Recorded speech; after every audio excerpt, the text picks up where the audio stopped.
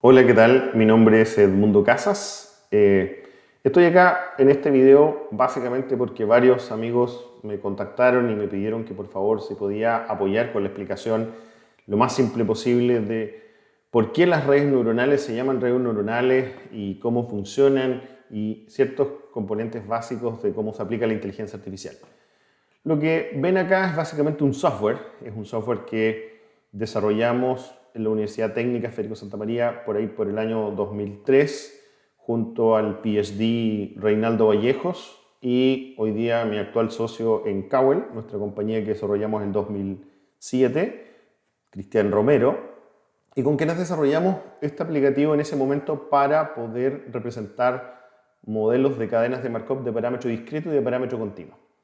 En este caso ustedes lo que tienen aquí es básicamente el modelo de una red Wi-Fi. Ustedes todos probablemente en su casa al día de hoy tienen una red Wi-Fi que les permite comunicar desde internet distintos paquetes de datos hacia sus computadores, sus distintos dispositivos. Y esa red básicamente se compone de ciertos parámetros como por ejemplo temas relacionados a paquetes de datos que son los que llegan a los distintos dispositivos a través de esta red, a través de un protocolo de comunicaciones que es el que permite la comunicación de estos paquetes, entre otros parámetros.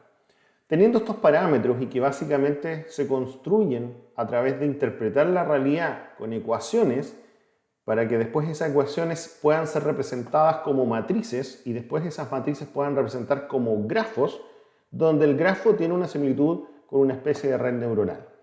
Si nosotros generamos en este caso el modelo, ustedes se pueden dar cuenta que aquí uno lo que visualiza en este caso es justamente una cadena de Markov, ¿ya? Representada en grafo a través de las ecuaciones, en este caso del modelo ley IEEE 802.11, que es básicamente la red Wi-Fi.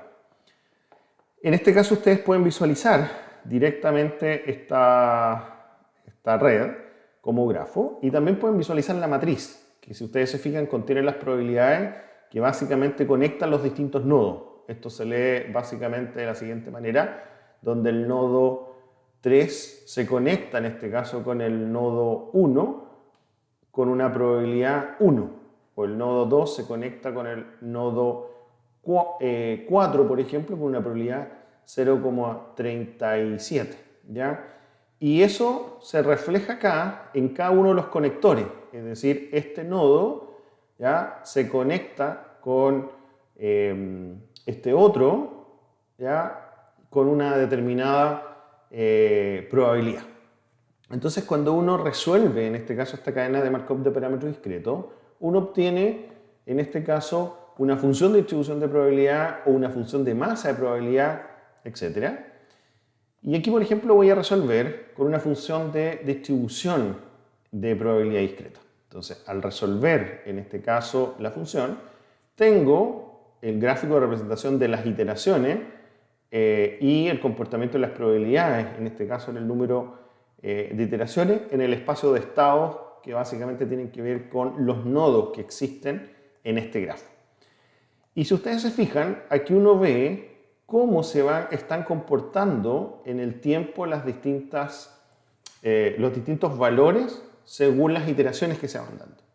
Esto permite básicamente lograr la representación de una cadena de Markov y básicamente de la misma manera es como se comportan las redes neuronales.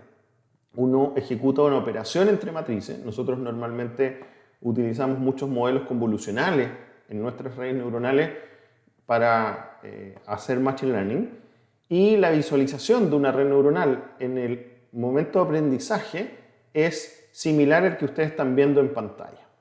Es por eso que las redes neuronales se denominan así, porque básicamente tienen una componente de red donde van evolucionando y aprendiendo, en este caso, en el tiempo para finalmente tener un resultado, ¿ya? Si quieren estudiar más acerca de esto, pueden estudiar temas relacionados con investigación de operaciones, temas relacionados con probabilidades y procesos estocásticos, entre otras materias del mundo de la ingeniería. Espero con esto se hagan una idea de más o menos cómo funcionan las redes neuronales. Hay mucho que estudiar para llegar, digamos, a niveles como estos, para entender de una manera coherente y ojalá poder explicarlo de una manera simple, pero básicamente esta es la lógica en cómo funcionan los sistemas de redes neuronales y espero esta forma gráfica de visualizarlo les haya sido de utilidad. Nos vemos en un próximo video porque vamos a seguir hablando de distintas cosas relacionadas con el mundo de la inteligencia artificial a solicitud de muchas personas que me han preguntado porque necesitan entender para después aplicar cosas prácticas de este mundo al mundo donde trabajan y ver cómo realmente estas herramientas aportan de forma pragmática. Que estén muy bien.